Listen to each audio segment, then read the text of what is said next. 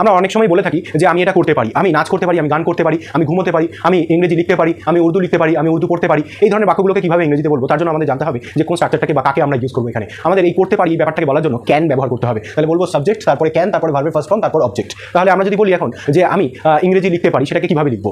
তাহলে আমি ইংরেজি লিখতে পারি, তার জন্য সাবজেক্ট হয়ে যাবে আই, তারপর বলতে হবে ক্যান, তারপরে হচ্ছে লেখা ইংরেজি হচ্ছে রাইট। তাহলে আমাদের বলতে হবে আই ক্যান রাইট। কি লিখতে পারি? এই অবজেক্ট মানে হচ্ছে কি বা কাকে দিয়ে ভার্বকে প্রশ্ন করলে যে উত্তর পাওয়া যায় সেটাই হচ্ছে অবজেক্ট। তাহলে কি লিখতে পারি? আমরা ইংরেজি লিখতে পারি, তাহলে বলতে হবে আই ক্যান রাইট ইংলিশ। ঠিক আছে, এবার আমরা যদি বলি যে আমরা ডান্স করতে পারি, তাহলে আমাদের বলতে হবে উই ক্যান ডান্স। আমরা যদি বলি আমরা ডান্স করতে পারি না, তখন আমাদের বলতে হবে উই ক্যান নট ডান্স। ঠিক আছে, চাইনিজরা সাপ খেতে পারে, তাহলে কিভাবে লিখবো? তাহলে বলবো চাইনিজ পিপল, প্রথমে সাবজেক্ট চাইনিজ পিপল, তারপরে হচ্ছে ক্যান, তার ভার্বের ফার্স্ট ফর্মটা হচ্ছে খাওয়া। তাহলে কি হয়ে গেল? চাইনিজ পিপল ক্যান ইট, তারপরে কি খায়? সাপ। তাহলে কি লিখবো? Chinese people can it snake. আবার ধরো আমরা এটা বলতে চাইছি যে ইন্ডিয়া পাকিস্তানকে ধ্বংস করে দিতে পারে, তাহলে এই যে পারে ব্যাপারটা চলে আসলো। তাহলে কে পারে? ইন্ডিয়া পারে। কাকে ধ্বংস করতে? পাকিস্তানকে। ধ্বংস করা ইংরেজিটা হচ্ছে ডেস্ট্রয়। তাহলে কি বলবো? সাবজেক্টের জায়গায় হয়ে যাবে ইন্ডিয়া, তারপরে ক্যান, তারপর ভার্বের ফার্স্ট ফর্মটা হচ্ছে ডেস্ট্রয়। কাকে ধ্বংস করে দিতে পারে? পাকিস্তানকে। তাহলে আমরা কি বলবো? India can destroy Pakistan. বোঝা গেছে? আশা করি ক্যানের ব্যবহারটা তোমরা বুঝতে পেরেছো।